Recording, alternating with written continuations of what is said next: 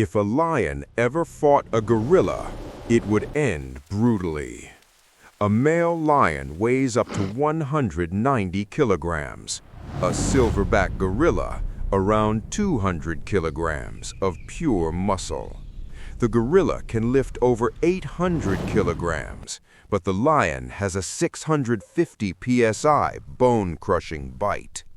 In open savanna, the lion is faster, built to kill, trained to fight.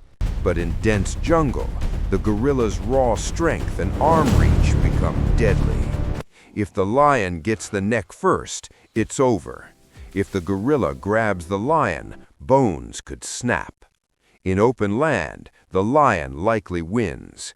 In the forest, the gorilla has the edge. Who are you betting on?